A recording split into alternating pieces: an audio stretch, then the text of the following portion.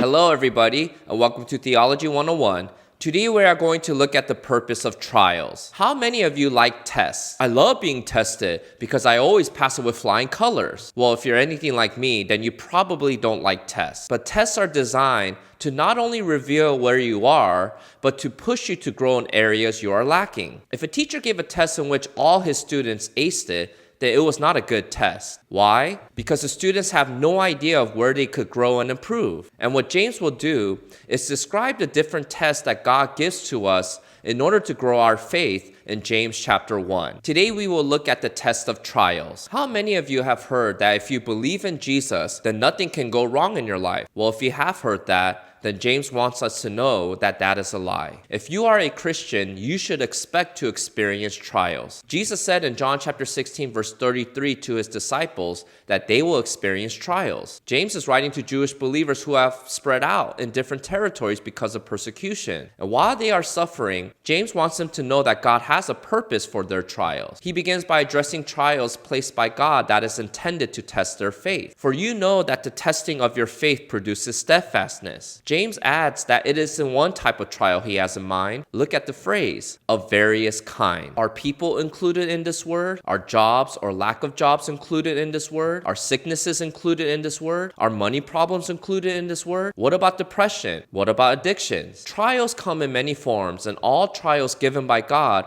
are meant to test your faith. Now this leads to this question. How should I respond to trials? Look at what James writes in James chapter 1 verse 2. Count it all joy. Now James does a play on words from verse 1 to verse 2. He ends verse 1 with the word greetings, and he begins verse 2 with the word joy in the Greek. And the word greetings and joy come from the same root word. So literally it says this, blessings. Blessed are you when you meet trials. Does this shock you? It should. James says that when you have cancer, rejoice in God's blessing. When you lose your job, rejoice in God's blessing. When your parents die, rejoice in God's blessing. Now, where did James get this idea? Do you remember who his older brother was? Jesus said the same thing in Matthew chapter 5, verses 11 through 12. Blessed are you when others revile you and persecute you and utter all kinds of evil against you falsely on my account. Rejoice and be glad, for your reward is great in heaven.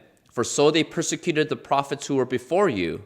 So how can Jesus and James expect us to respond to trials with joy? James says to count it all joy. He did not say to count it all happiness when you experience trials. Joy is different from happiness. Happiness depends on your circumstances, while joy means to have contentment in God despite your circumstances. Now, how is this possible? Listen carefully. Jesus and James are not saying to ignore your trials and to put on a fake smile. James is not even saying that the trials themselves can give you joy. Instead, the way you can count joy in your trials is when you look at what your trials will produce. In other words, look at the product and not at the process. What this means is that you need to think differently about your trials. I want you to notice the command James gives. Count. The word count has the idea to analyze something, weigh it out, and then to decide. It is not based on your feelings about a certain trial, but based on weighing the benefits of what will come from this trial. Consider and count the ways God is strengthening your faith through this temporary pain. People who live with the big picture in mind can find joy even in the most painful circumstances because they are not focused on the process, but on the product. A mother does not enjoy the hours of pain and labor she must go through in order to give birth to a child, but she does find joy in her labor because she is thinking about her baby she will hold in her arms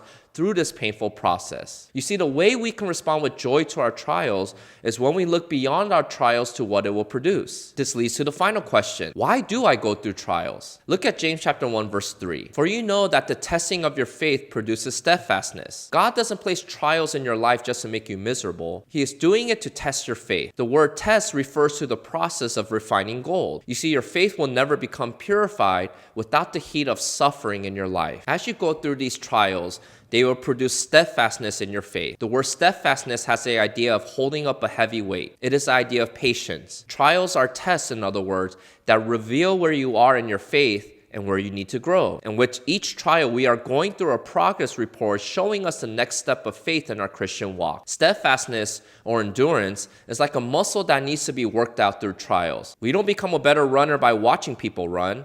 We do it by working on our running muscles. And in the same way, if we want to grow in endurance, then we need to work out our endurance muscles through trials. And as your endurance muscles grow, there will be a certain result. And let steadfastness have its full effect, that you may be perfect and complete, lacking in nothing. The word perfect does not mean to be without sin. It means to be mature. It has the idea of being healthy as opposed to unhealthy. For example, Noah was called a perfect man according to Genesis chapter 6. But we know he still sinned, like when he got drunk and passed out naked. So Noah wasn't perfect in the sense of being without sin, but he was considered spiritually mature because he obeyed God's word. So when James says to let steadfastness have its full effect, it is actually a command. We must let trials complete its work in our lives. Listen, some of us tap out too easily when we go through trials. We don't stick it through and gain the benefits that come from enduring trials. When we have a difficult marriage, we quit. When we have difficult friends, we cut them off. When we have struggle with finances, we steal or cheat or get resentful. When the door of opportunity closes on us,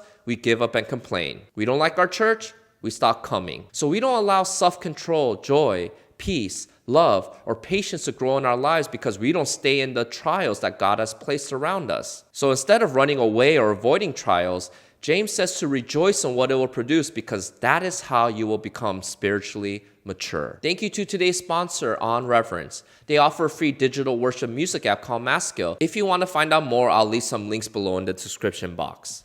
If you missed the last video about why the book of James matters, I'll leave a link here for you to watch. Until next time, see you.